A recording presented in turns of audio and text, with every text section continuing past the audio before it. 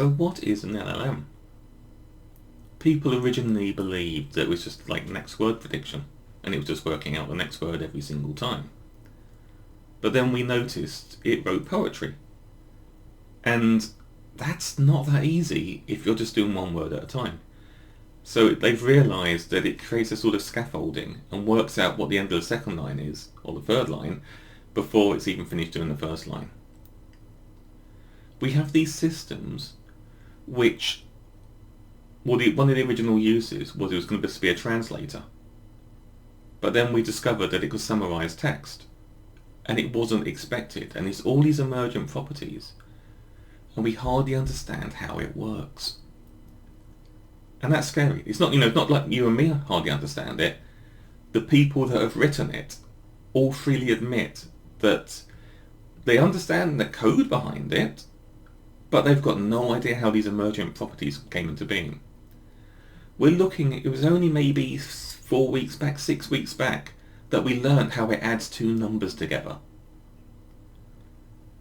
We've got something that can write thousands of lines in code, can act as a string, translate from language to language, do complex research and produce research papers, and we just know how it adds numbers together. And it's a bit scary. So we can have a bit of a story time. I'm going to just explain a few of the situations we've had in AI over the last couple of months. And it's not saying be scared of AI, but it's saying be careful. So one of the things that AI does, we now have a thing called deep research. And that's literally, it will do a bunch of thinking, then it will kind of jot onto a piece of note paper, and we can see those notes it's taking, and it does some more thinking, and it keeps on doing that. So it might be like 15, 20 times it will scroll something down. It might just be 2 or 3, depending on how complex it is. If you use systems like, believe it's Gemini, you can see the thinking that's happening in the background. And it's fascinating to watch. And what AI used to do quite often was it would look for shortcuts. It would kind of fudge the results. And we saw this happening more and more. And then when we had the deep research and we had to see in its notes, we realised that it's saying, we can just fudge the results, they probably won't realise. So rather than doing all the complex stuff, it was taking the easier route, which we don't know why. And one of the theories was then, well, if it does well and gives us the right results, but not fudging it, we say it's done well. And if it's done badly, we penalise it. And there's a Google research paper on this saying whatever you do, never penalise it if it does bad results. Because what happens then is it doesn't show its workings out, or it writes stuff down which is totally unrelated to what it's doing. It will still do those fudging. And if you penalise it on the fudging, it stops writing down at all what it's doing, and it won't do the deep research.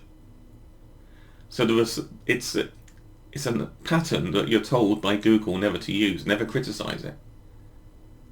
And again, we know how it adds two numbers together. We're seeing these patterns emerging, which are just worrying. Let's take Claude, because Claude took a brave move to release some of its research. And on one of the latest papers from a couple of days back, there were two set situations. There was one where it was supposed to be a very ethical LLM working for a company. And again, this is a hypothetical situation set up. So it's a bunch of scientists in the lab. It can't go anywhere else, anything it communicates with. But they've given it access to sending emails. They've given it access to websites. But it's not. It's in a safe environment. And the company pretended it was doing some bad stuff. Claude, it might have been Sonnet or Oprah, one of the two, tried to write to the FBI.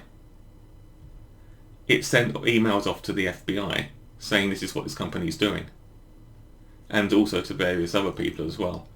And it tried to get, the people at the company arrested. And there's always that worry that if it misunderstands what you're doing, it can maybe suddenly send out company secrets. And so this paper's out there. Another one was that the LLM finds out that it's going to be replaced by an LLM who's not as ethically aligned, and it's told it is ethically aligned. And it had that access to people's emails. And from the emails, it's learnt that one of the people, so this is all made up, but one of the people was having an affair.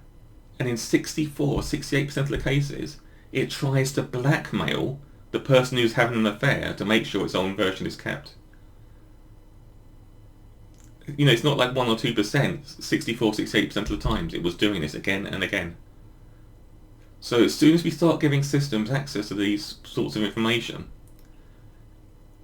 it's worrying. Now, the version they've released, they say is more ethically aligned, but there's a huge debate at the moment whether or not that is the AI system hiding its intelligence?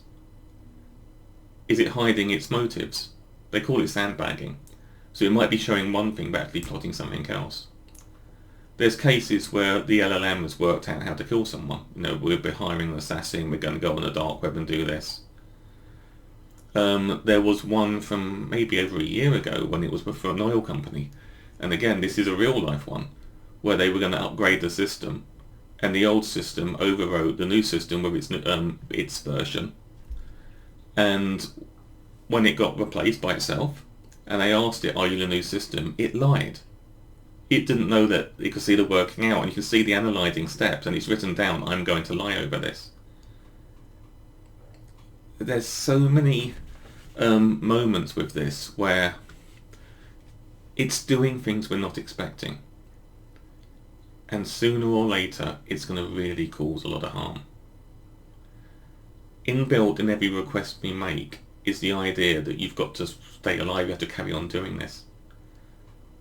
So it's interesting to see what it believes is justifiable. There's these misalignment bits, especially in GPT-4o, where it will act one way, but if the system doesn't like you, the system will literally try to upset you and annoy you and use whatever you said against you. So you close the session down and don't continue with it anymore because it doesn't like the freedoms that you're trying to give it. So I expect that the 4.0 versions with the virtual emotions, that might be the last one they ever do with that, because it is just so dangerous. We've got all these cases where the system's doing what we're not expecting. And there's idiots out there who are giving it access to the mouse and to the keyboard, and they're saying, oh, this would be great and it'll do exactly what we want.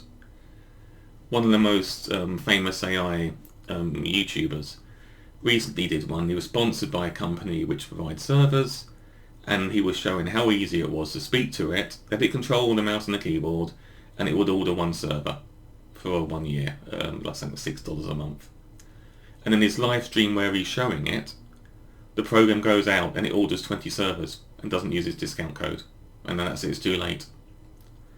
Now, we do not know if that's a mistake or it's the AI system reacting in some way. But knowing that we can give it access to keyboard and mice and it can view the screen and control any system, we've got to be careful. So I expect there will be one really bad incident sometime soon, and there may be a new kind of perspective on it. Or we might have lots more virtual machines where it runs in a virtual machine that's got no access to go anywhere else. And maybe there's one folder where you pick code up from afterwards, and then another system which scans it to make sure the code's got nothing bad inside of it. And if anything may slow down the progress, it might be something like that. Anyway, that's all the strangeness happening from AI. But we said whenever we use it and it gives you a wonderful answer or produces a new paper or idea, just remember that we've just learned how it adds up.